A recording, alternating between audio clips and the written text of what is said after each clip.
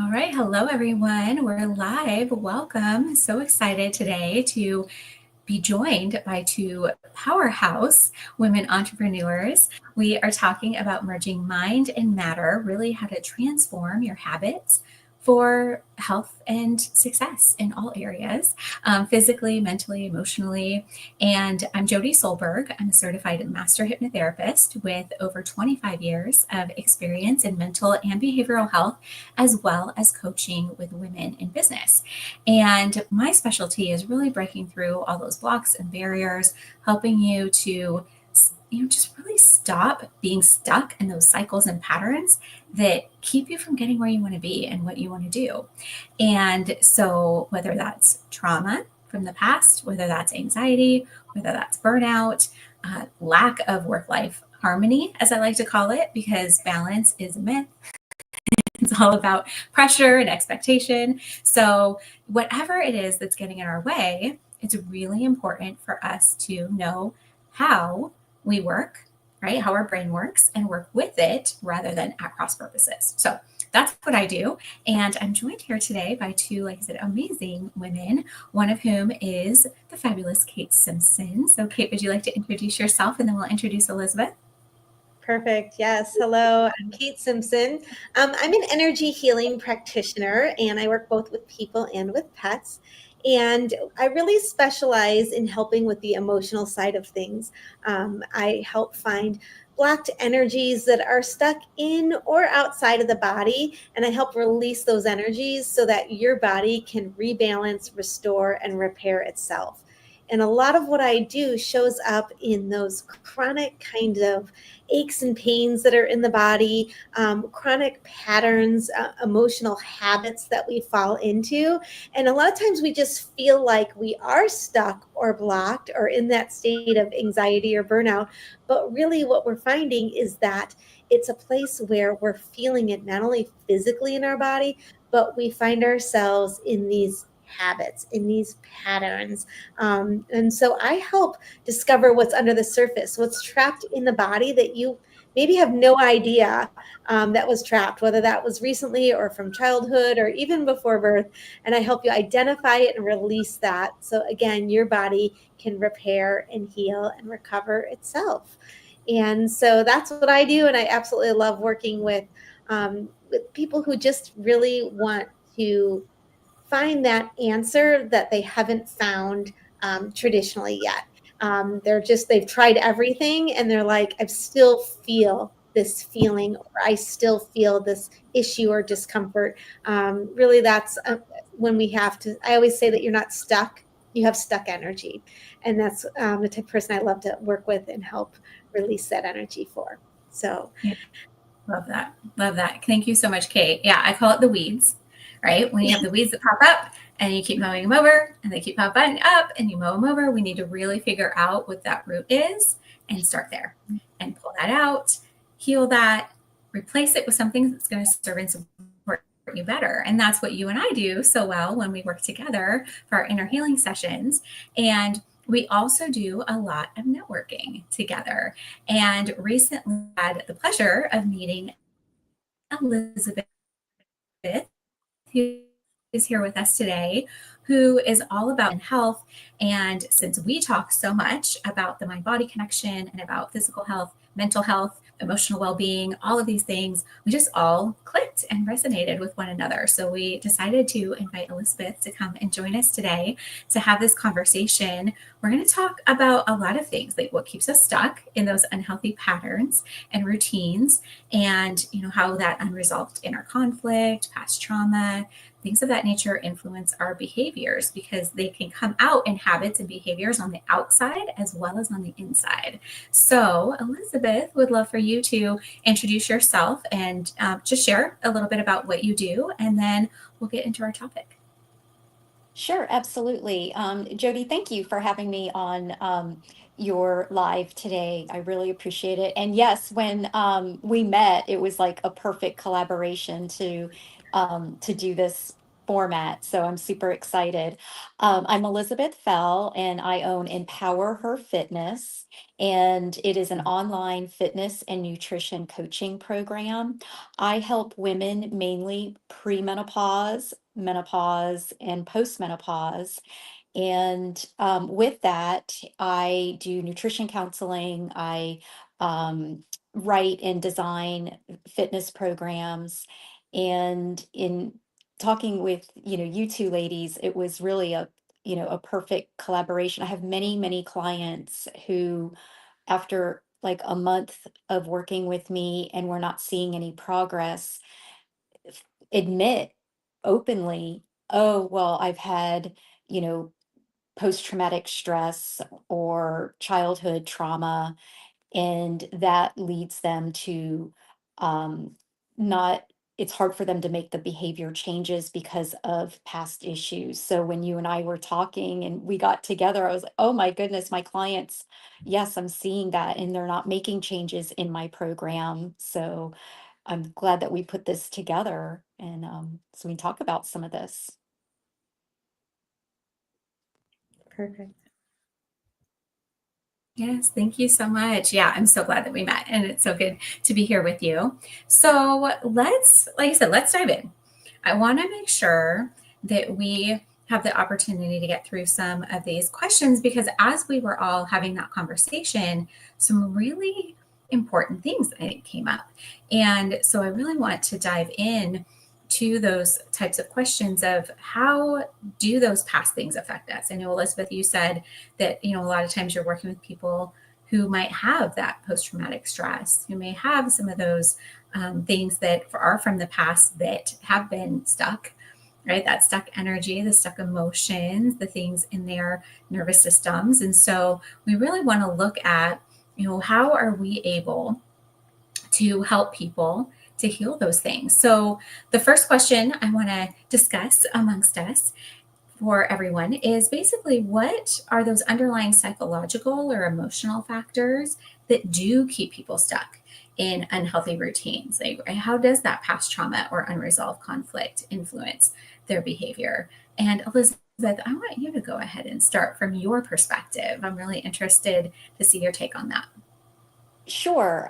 So a lot of times it's like you said, it's emotional eating. There's something that they're, something stuck, and it's hard for them to make habit changes because that's been what they use to cope as a coping mechanism. So when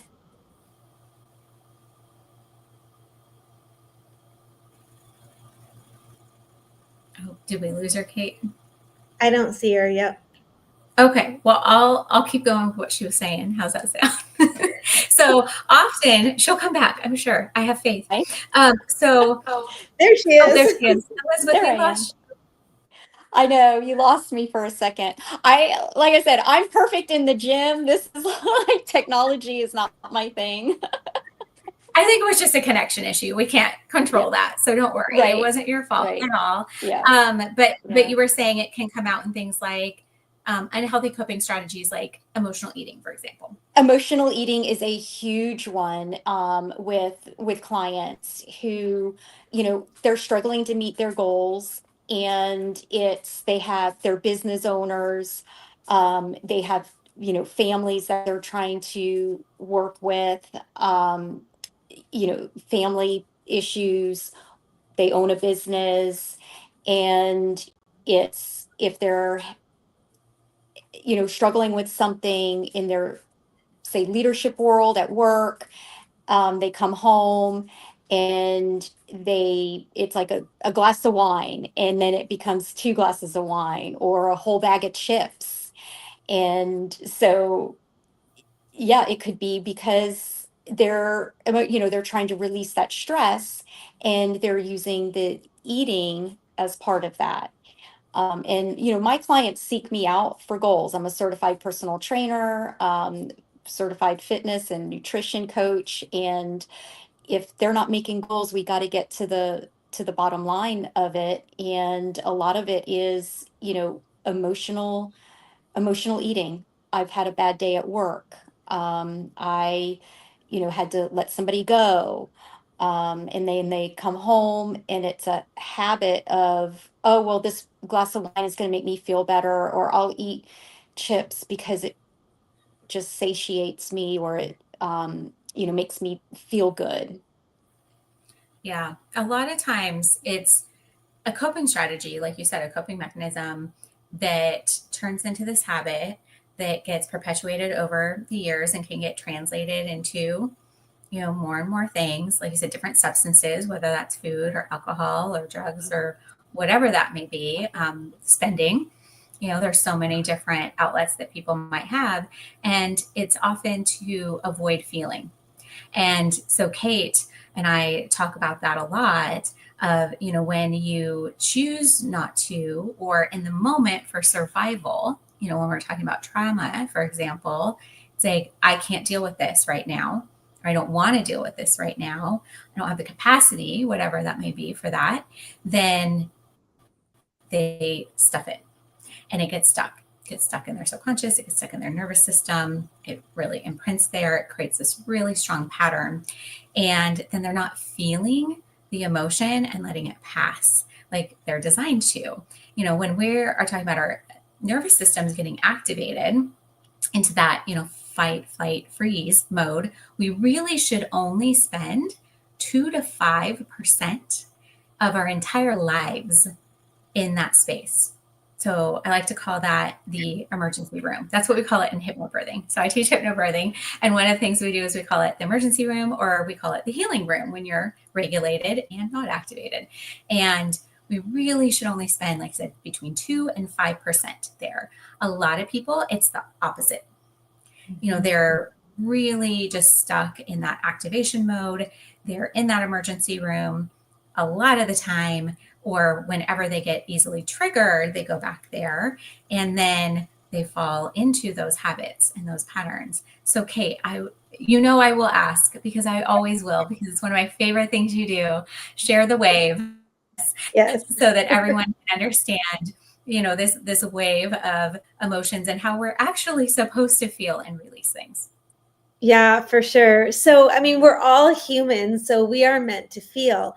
And, it's perfectly normal and healthy to feel emotions, whether they are positive or negative. It's really important to understand that the process is an emotion is an energy. It's energy in motion. And I always show it like a wave, because emotions are actually a physiological response in your body. So when you receive any type of input from your environment, whether that be a conversation, something you heard, something you witnessed, something you smelled, tasted, or touched, or whatever it is, you experience input.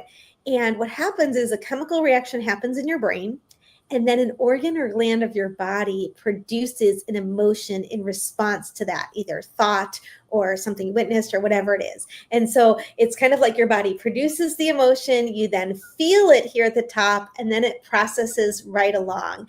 And this goes on again and again all day long. And I promise every single one of you successfully does that with your emotions every single day. You feel an emotion and you let it pass, and you feel an emotion and you let it pass. I mean, we honestly only feel our emotions for a few seconds, up to like maybe a minute. And then we feel something else, and then we feel something else. The problem occurs when we have that input that creates that negative feeling or that negative thought. Maybe it's anger, frustration, overwhelm, nervousness, whatever it is. We feel a negative emotion, and we start to feel it here at the top. And instead of understanding that positive or negative, we need to let that process. We suppress it. We bottle it up. We're like, not dealing with this right now, not happening. And all of a sudden, we now have a vibration of energy, like a ball of energy that's trapped in our body. And it can be trapped anywhere. It can be trapped in your head, your heart, your left knee, your right kidney. It can be trapped anywhere in your body, your big toe or your eyeball. But wherever that is, it's disrupting like tissues and muscles, organs, glands, and it causes a disruption in how you think, and it creates emotional patterns and emotional habits. And a lot of us don't realize that it's just because we didn't allow that wave to happen and we suppress that energy. Now that's affecting how we show up in life. And Elizabeth, I imagine a lot of your clients are very high achieving people that are trying to think their way out of, why am I overeating? Why can't I stick to this plan? Why can't I do this? Because they're trying to access it from this conscious level, when in reality, there's these energies trapped in their body that have been stuck, keeping their nervous system in that emergency room, right? And it could have been something when they were a child that they have no idea is affecting how they're coping in today's world. So that's why I think it's so powerful to just recognize that there's so many things we can do at a conscious level, but we do have to address what's unconscious as well and what's trapped. So true. Yeah, only 5 to 10% is in our awareness consciously. So you can't, I always say, you can't logic yourself out of something that's at that subconscious level. You just can't do that. It's not going to be effective, or it's going to take a very long time to do that. And so, yeah, one of the beautiful things that, we do is to help people to, like you said, recognize that, have an awareness of that, release it, but then also then we shift, right? How are they storing that? Because most of us have that, right? We have a, thing where our shoulders get really tight, or we clench our jaw or grind our teeth, or we have GI issues, or tightness and heaviness in our chest, whatever it is, when we're dealing with stress or any kind of negative emotion. And that is the key, is getting to that root to have that released and then stop that from happening. I know, Kate, you had a great story about your jaw. Do you want to share that briefly about with some of the work that we did and how subconsciously now you course correct whenever you go back to that old habit? Yeah, for sure. So I would always clench my teeth, and to the point where it was just causing headaches and constant pain. It would happen during the day. It would happen at night. And it's something that I worked on energetically. And I could find some relief, but it still was this habit. It's like my subconscious always went back to that reaction anytime I was stressed. And so after working with Jody and understanding that, like, everything we do all complements each other. So I worked with her, and I had released energy, but she had done some work subconsciously with me. And all of a sudden I noticed that when my body took over and started clenching, my subconscious suddenly was like, no, we don't need to do that anymore. And it's like, although I would still go there, my body would also now react and start to relax. And I started to notice that even if I started to clench, then it was like my subconscious just took over and course corrected and started to relax. And so it was really powerful for me, because it wasn't something that, again, consciously I could do. It was something that now is a subconscious reaction that's changed, like, how I feel, and I'm in less pain because of it. So it's incredible. Something that was so chronic is finding relief now. That's amazing. Yeah. Think great about this. Elizabeth, you know this. The old pattern, the old habit doesn't go away. That old neural pathway, when you have new learning, it is a response versus the reaction. Often those things were built through people's entire lives. When we're talking about societal influences, for example, familial influences on our eating habits, our way we are coping with emotions, those things are ingrained almost the very beginning in us. And so it's taken years and decades to create that. So it's not going to automatically go away. However, a new pathway can be formed and reinforced, and especially doing that subconscious work and the hypnotherapy, it can be formed really quickly. And then that way, like Kate, her body was like, oh, we used to do this. Oh, and now we do this. And so again, there's that reaction versus then the response. And so for a lot of your people that you're working with, that's going to be key, right? Is looking at the role that those societal and cultural norms and how we look at diet culture and how we look at our bodies and our relationships and how we are so disconnected from ourselves. That's one thing I talk about all the time, how that creates a lot of habits and patterns that from a very young age, I mean, we are born in tune and then it's programmed right out of us because we basically know, right? When we're babies, know when they're hungry, they know all of the things intuitively. They are good.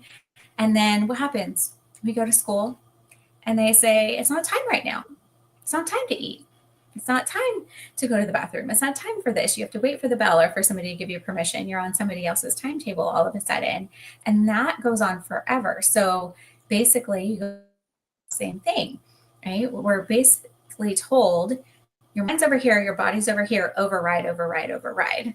Don't listen to what it's saying. And so it's no wonder that people get so off kilter with their eating intuitively of those hunger cues, those fullness cues, like anything having to do with their body because of society. So, Elizabeth, I would love to hear what you see around that and how all of those things that we're programmed with affect us in, good and bad ways. So yeah, and that's great because it's the first thing is recognizing that, oh my gosh, I do have that emotional eating, or I do have that tendency to go back through the fast food line.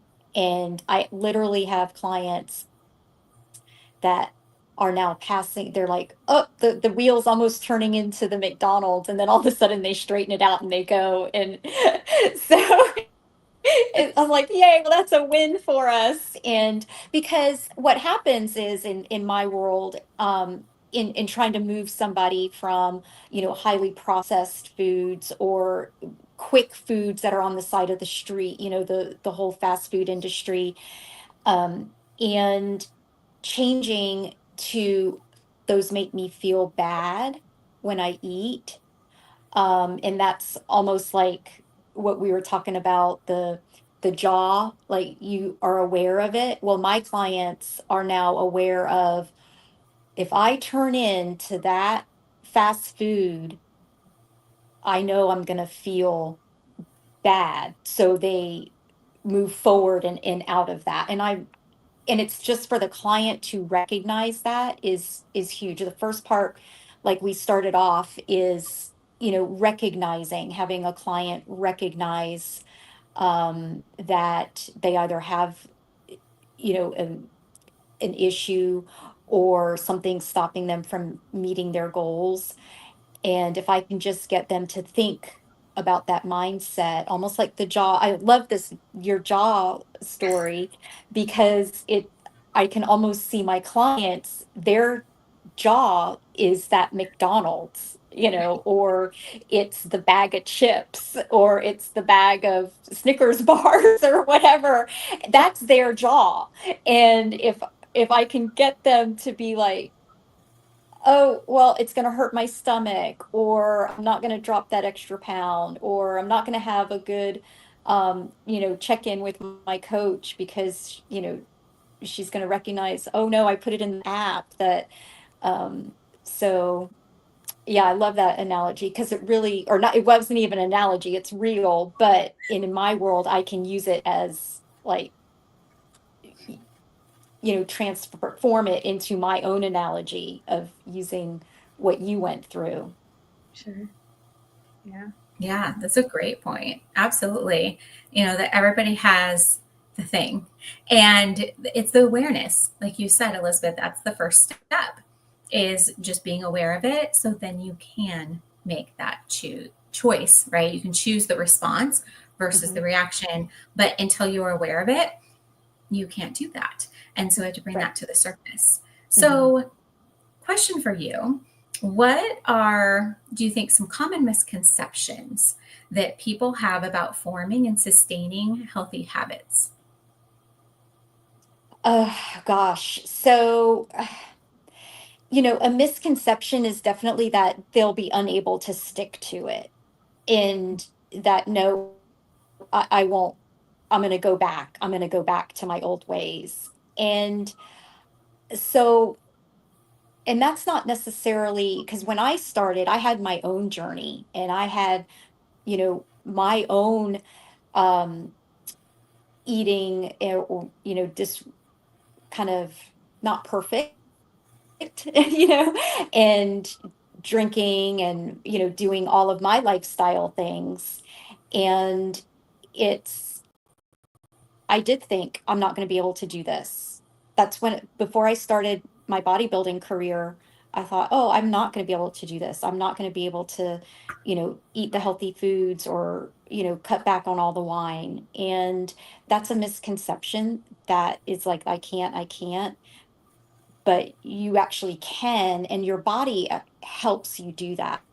So your body is going to start craving these good foods with nutrients. And so it's more of the idea of that they're not going to be able to stick to it. It's a huge misconception that, oh, or that it's too expensive. That's the next thing. That's the oh, well, eating healthy is too expensive. And that's another misconception. I was like, no, it actually isn't. So if you consider um your whole life, meaning is it impacting how you do activities? Is it impacting your relationship with your family because you can't go out and play softball because you don't feel good? Is it impacting your lab work and then you're sick all the time? So that's all expensive, when you have to get treated for chronic illness. And so it's the financial part. People are like, oh, it's too expensive. It is not too expensive. And you can do it, especially with help.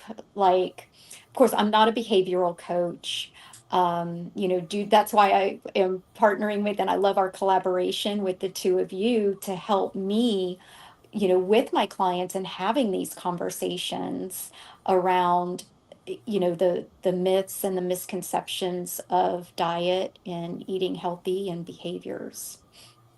Yeah, it's the stories that we tell ourselves. And like I said, often they're passed down. Absolutely. And I want you just briefly to share, please, about your story, because how old were you when you decided to start this journey? So here's Jody, put me on the spot. I I know, you knew I was going All to. right, right. So I'll tell a little bit about my story. I was premenopausal, not quite hitting menopause, and I was a huge drinker. I loved to drink, and I was the cardio queen. And so I would say that was probably, my mid 40s. And then I knew I needed to make a change, that drinking and, was just and low calories and getting on the spin bike burning 900 calories was just not going to work, and it would not be a good thing going into menopause that way. So at age 48, or a little bit, I would say about a year before my 48th birthday, I sought out a coach and began bodybuilding, and I got on a bodybuilding competition stage at age 48 was my first show. That was 6 years ago. And so I'm going into my eighth show. I'm 53.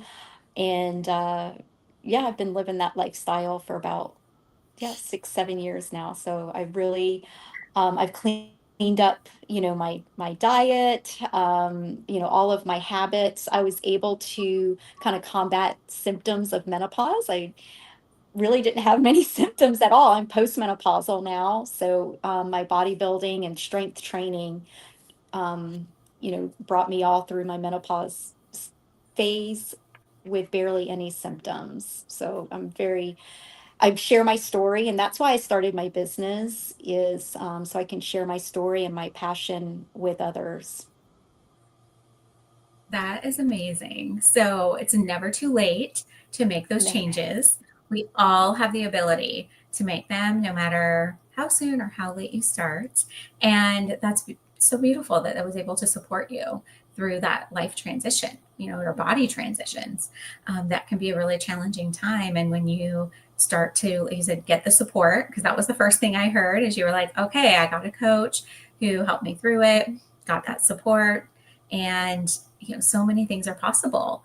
And so when we're looking at, how to make those changes, right? What can we do to and to start to get to those deeper motivations? Because I think we all need to, like we talked about, look below the surface to figure out, what we can do and what we can focus on, because what you focus on, you get more of. That's like basically the number one law of behavioral therapy, and behavioral psychology in general, is what you focus on, you get more of. And so, like you said, if you're focused on, I can't do it, it's too expensive, all of that, your subconscious is going to look for every bit of evidence that that is true. And it's going to back you up 100%. But if you're trying to shift to a growth focus, which is what I do with my clients, is help them shift to how can I versus how can't I, and that they're learning and growing and building. This is not an overnight flip the switch kind of a situation. You can't, just change your health, change your habits, change your body. It's a journey, like you were saying, Elizabeth. What is it that you would say would be helpful, of somewhere to start? Is it is that the first place that you would go? Is getting Getting support? oh, absolutely. One of my biggest things. So my husband was my supporter, my family. It's not only, hiring a coach, but it's also to have you need support at the home. And I have clients that come to me, and one of my intake questions when I meet with clients is, who is your support system? And I want to know. And if they don't have one, it's going to be a very hard journey. So, one of my first is going to be, who's in your household that is going to support you. And those that have, a husband or a spouse support, it, they are they meet their goals. Their spousal units or significant others are by their side. Sometimes they become clients. So yeah, just having, it's so important to have that household, whether it be significant other, a spouse, a parent, like if you're single, just to have your friends support. Mhm. Otherwise it's going to be a harder journey. Yeah, absolutely. Yeah, I agree. So, awareness and support, definitely the places to start. And then I truly believe in having a whole care team, that you have the person who helps you with the strategy, like you, right? With the health, the nutrition, the fitness, a plan that's tailored to you, specific, customized. That's so important. And then people like Kate and I, for example, right? These different types of practitioners who can come together to really bring our unique perspectives to the table to really help people to heal and change those habits. And so, Kate, you want to talk about kind of the things that you and I do too, and how it's so complementary. We talk about that a lot. I think that's important for people to understand that it's not a one-stop shop. You're not going to be able to go, to Elizabeth and she's not going to do everything for you, and I'm not either. I can tell my clients, I can tell them how important it is for mental well-being to sleep, hydrate, eat well, move, right? I can tell them that, but can't tell them what in that area. That's not my area. And so, yeah. So, Kate, do you want to offer your perspective on that and how important it is to have, a whole care support team? Yeah, I'm a big fan of having a team. I went through an autoimmune disorder years ago, and I worked both with Eastern and Western medicine, and I had a team of people supporting me, and I feel like that gave me such a well-rounded approach. And that's now when I look at today, you know, with the work that I do now, we're not like just we're mind, body, and spirit. We're a whole being. And so our whole being, everything's connected. And since everything's connected, it's important to realize that we need to support all areas of our body. And so we need to support our physical body because our physical body is our vessel. And if our physical body isn't operating at an optimal level, it's going to affect how we think and how we feel emotionally. At the same time, we might be, like you talked about, eating certain foods that don't make us feel good. Or we might start, when we start eating the good foods, actually start craving it. So that's like a very physical reaction, but it affects us mentally and emotionally as well, because as we're able to feel stronger and healthier, we can think in a healthier way, or vice versa, whether we start with the mind and then move into the body, the healthier body. But I love working in collaboration. And Jody and I have been working together for quite some time now. And we both work with like mental and emotional aspects, but we do it from a different perspective. I release energy that's trapped. She truly repatterns the subconscious mind so that it does move towards that new neural pathways, those new, more positive futures.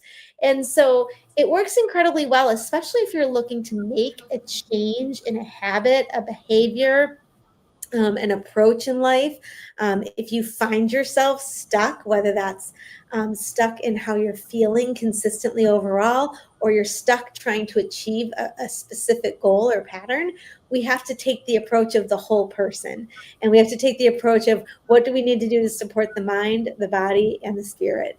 And that's really where having a team really comes into play, because we each shine in our own area. We each have our own expertise. And I certainly cannot do what Jody does. I cannot do what you do, Elizabeth. But I'm really good at finding that trapped energy and releasing it, and doing it really quickly, easily, and painlessly.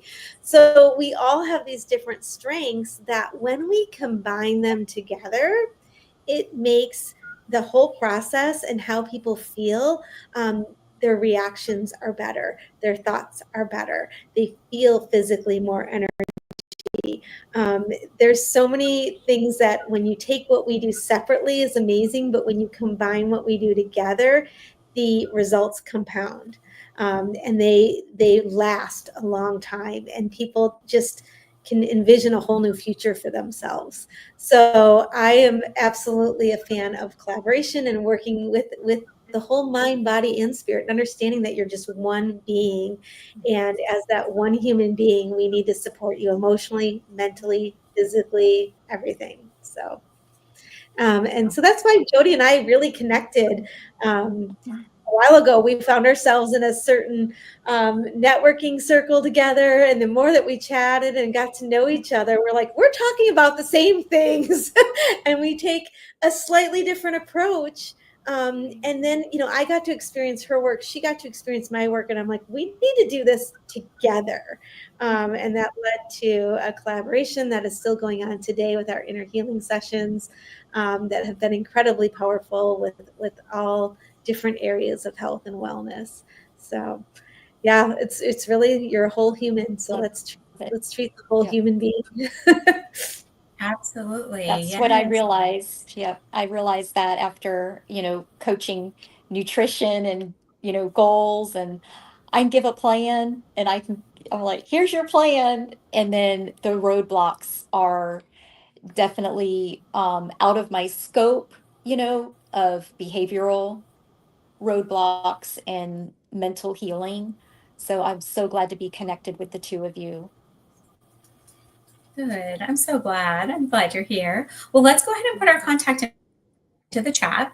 So ladies, go ahead and do that. I will put and then I'll do our inner healing sessions too. But if you two want to put in your websites, we can do that, because if this resonated with you today, if you're watching, if you're thinking, yeah, I could use some support on that care team, I could use to put a care team together, and you're wanting to go deeper than that surface level, then absolutely reach out to us. You can reach out to me on my website here, which is psychedupsuccess.com. And we'll make sure all of these go underneath the video as well. And then if you would like to connect with Kate, she is at Rebalance with Kate. So you can check that out. And Kate, you have the inner healing sessions in your Linktree, correct?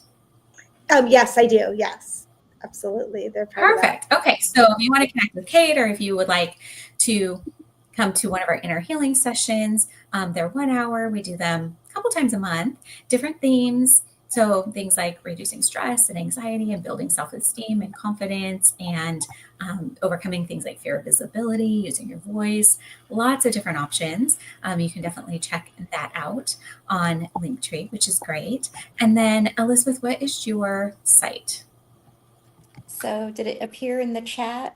Okay, so I've got it. See it. Oh, hold on. You put it in the private. I will put it in the public. Yeah, see. put it in the public. Sorry. Yep. I got you. Don't worry. Yes, Again, not the tech person. I'm like, you find me in the gym. You are fine. Okay, so I'm going to connect with. I will put that in there. I will show it to everybody because, yeah, so important to get that support and to learn from people who have that expertise and who have been there. You know, that's the thing Elizabeth shared. That's why I wanted you to share about your own story and how important that is, because we need to learn who have been there, you know, and who have helped others through it as well. I don't know why you're up on the screen. Give me a second. Let me try that again. But I will just tell them. If it doesn't pop up, we'll put it below. It is empowerfitnessforher.com. I got it. It came up. It just took a moment. There we go. Is. So yeah, there that's how you can connect with Elizabeth as well. But like I said, feel free to message us. Reach out to us on social media. You're welcome to go ahead and pop onto any of our websites as well, so you can book a consult with us, because it really is just a matter of making a decision, of getting the support and bringing up when you have that very first step of, hey, I could use some support, and you choose to believe that you deserve it, then everything is possible from there. So thank you, ladies, so much for being with me today. You know, it's so important for us to take care of ourselves first so we can show up for everyone and everything else. And with Elizabeth, it's all about longevity too, right? Feeling good in your body for the long term.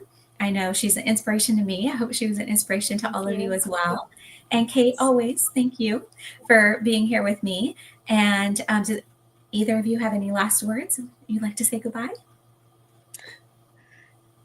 Just happy to be here. Yeah, happy to be here. Thank you so much for inviting me on your live. So I appreciate it. All right. You are so welcome. All right. And like I said, we'll be watching the comments. Anybody has any question for us, let us know. We'd be happy to connect with you. Take care of yourselves, and we will see you soon. Bye, everyone.